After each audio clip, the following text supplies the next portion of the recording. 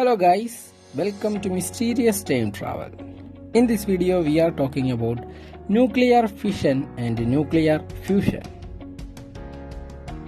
The nucleus of an atom is made up of neutrons and protons. Therefore, it may be expected that the total mass of the nucleus is equal to the sum of individual mass of protons and neutrons. But the nuclear mass is found to be always less than this. This is called mass defect. This is because when certain number of neutrons and protons are brought together to form a nucleus of a certain charge and mass, some amount of energy will be released. This energy is binding energy. This binding energy is formed from the mass of the combining elementary particles. According to Einstein's special theory of relativity, we know that mass is another form of energy. The mass defect is caused due to the release in binding energy. If one needs to break a nucleus into its constituent protons and neutrons, an energy equal to the binding energy must be given to the nucleus. This binding energy is low for two heavier elements like uranium and two lighter elements like hydrogen. Therefore, comparatively a small amount of energy can break their nucleus. Other elements having medium-ranged atomic number have large binding energy, so they need a high amount of energy. In our universe, iron have the most stable nucleus.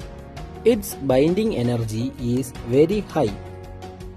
For stable nucleus, the binding energy must be high. So, the nucleus with lower binding energy will be transformed into a nucleus with greater binding energy by releasing more energy. This is done in two methods. They are nuclear fusion and nuclear fission. Let's take a look at the process called nuclear fission. Nuclear fission is done by bombarding the atomic nucleus of a heavier atom like uranium with fast neutrons. The fragments produced by this collision are radioactive. They emit beta particles and achieve stable end product. As a result of this, a large amount of energy is released. This is disintegration energy. This disintegration energy in fusion event first appear as the kinetic energy of fragments and neutrons. Eventually, it is transferred to the surrounding matter appearing as heat energy. This heat energy is then converted to electrical energy. This is the basic principle of nuclear power stations. Atom bomb also works based on this nuclear fission. In nuclear fusion reaction, the mass of final products will be less than that of the mass of initial products. The decreased mass is converted to energy according to the equation E is equal to mc squared. The resulting fragments of fusion reaction will not contain same atoms as the reactants.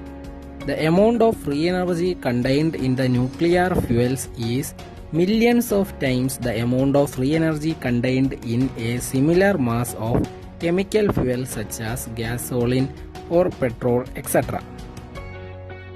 The radioactive nuclear waste produced in the fission reaction are more dangerous than these other sources.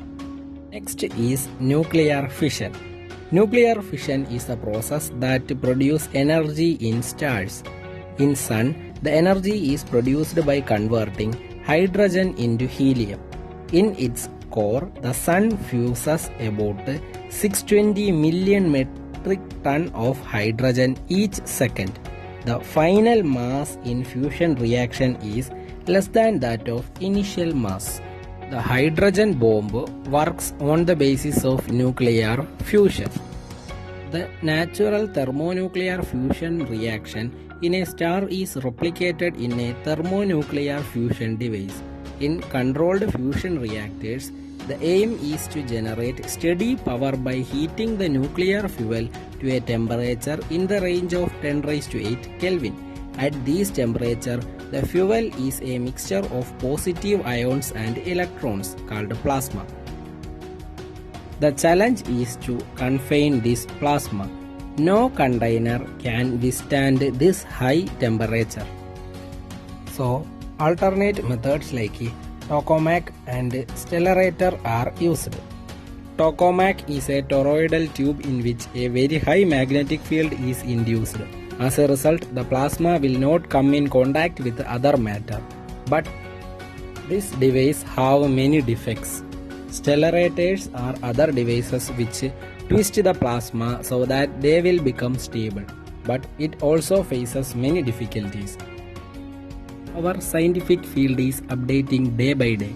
Subscribe to Mysterious Time Travel so that we will help you to be updated with latest technologies and concepts. So, don't waste your time. Subscribe now. Finally, thanks for watching.